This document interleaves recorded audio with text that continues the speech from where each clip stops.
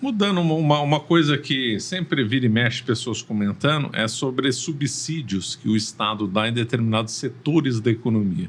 Por que isso é ruim? E na esteira eu gostaria que você comentasse sobre das piores leis da história do Brasil, que é a da reserva da informática. Nossa Senhora. Não, o subsídio, ele é um problema muito grande. Ele cria um dano moral muito grande. Porque como o Estado nada produz, ele vai tirar o dinheiro de alguém para subsidiar. E a economia é um processo extremamente intrincado.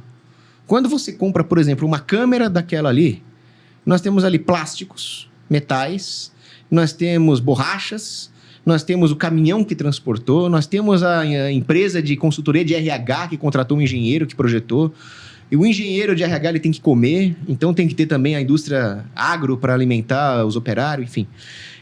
Quem sabe isso? Quem consegue divisar o big picture da economia? Deus. Mais ninguém. Então, quando você subsidia um setor, o que você está fazendo? Você está destruindo as escalas relativas dos setores na economia. Você está tirando dinheiro de todos os outros setores para subsidiar um deles. E aí você estraga completamente os preços relativos do capital envolvido.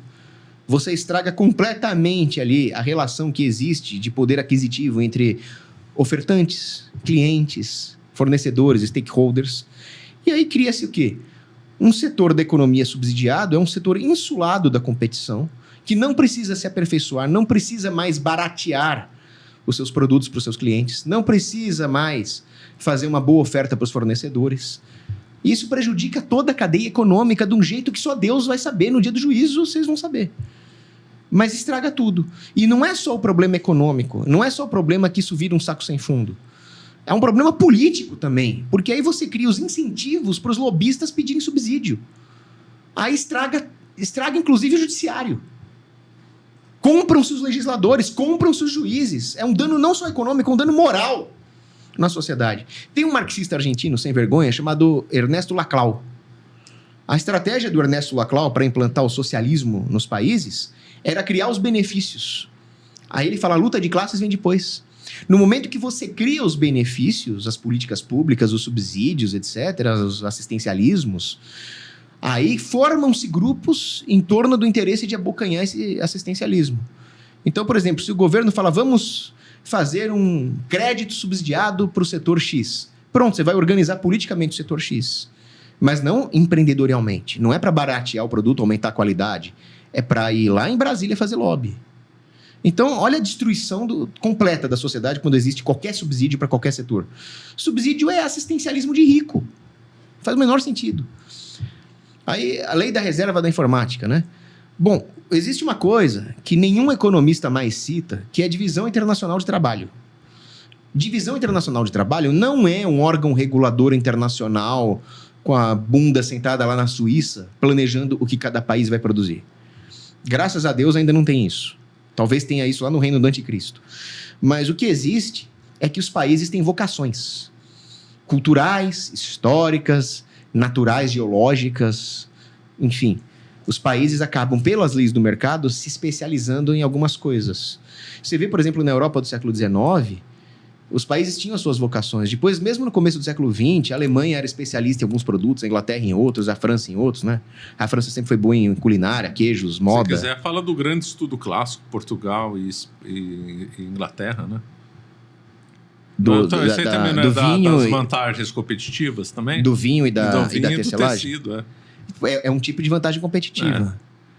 É que depois isso acabou sendo regulado, né, no Tratado de Methuen. Mas se fosse uma coisa de puro livre comércio, seria lindo, né? Portugal tem bons vinhos e a Inglaterra ela tem a vanguarda da tecelagem na história. Seria um livre comércio. Por isso que quando o pessoal fala, não, o país é pobre porque ele exporta produtos primários, isso é um absurdo. O que importa não é o valor gerado quando você acrescenta a tecnologia. O que importa é a margem de quanto você está vendendo. Se você vender petróleo ou se você vender grãos com alta margem, você está no lucro. E o cara que vende um produto eletrônico aqui, uma capinha de iPhone, ele está vendendo com baixa margem. Então não é o valor agregado, é a margem. Mas esses economistas socialistas, eles não sabem contabilidade 101, assim, básica, sabe? Então, reserva da informática. Ah, não, vamos criar um protecionismo para a indústria informática brasileira. Vamos criar barreiras contra produtos informáticos importados para fomentar a indústria informática no Brasil. Meu amigo, para que demônios eu quero fomentar a indústria informática no Brasil se eu posso importar produtos eletrônicos melhores e mais baratos e investir em alguma coisa que o Brasil tem mais vocação? Ah, mas o Brasil tem vocação sim para a indústria informática. Legal. Então, se você acha isso, você aposta nisso, então invista nisso. Com o seu dinheiro e com o seu risco. Mas não impondo esse risco no lombo dos outros trabalhadores dos outros setores.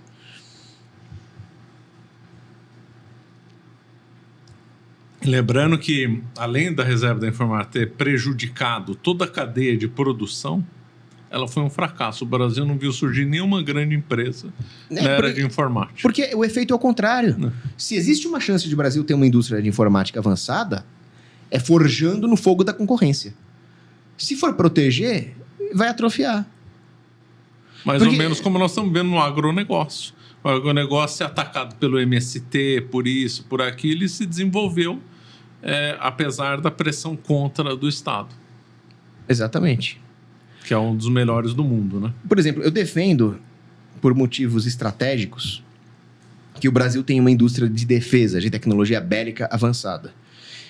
Isso é importante porque a indústria bélica ela tem uma característica muito particular. É diferente, né? É perigoso depender dos outros para fornecer material bélico. Agora, você concorda que isso é um hedge? É um investimento em segurança? Isso é outra história. Isso é uma coisa de segurança nacional, de perpetuação dos valores de uma nação. É outra história. Agora, a economia, a parte da economia de guerra não tem o menor sentido. Então, mas essa questão do setor de defesa é um argumento fortíssimo em prol do anarcocapitalismo. Eu nem uso, eu não gosto desse termo, né? Porque anarcocapitalismo não é anarquia. Então, eu sugiro a troca desse nome. Mas sim, para todos os efeitos práticos, eu sou um ANCAP. E a ideia é que se houvesse um livre mercado de defesa, não de indústria de defesa apenas, se houvesse um livre mercado de exércitos, de private military companies, de seguradoras de defesa, elas procurariam uma proteção no longo prazo para o seu território e investiriam com o seu próprio dinheiro, com o seu próprio risco, numa indústria bélica local. Porque isso tem ganhos de defesa. Não depender de peças estrangeiras. Você vê o Osório, né? O tanque. O tanque, sucesso. Melhor tanque ever. Né? Só que ele dependia do fornecimento de peças americanas e os FDP ameaçaram cortar o suprimento dessas peças.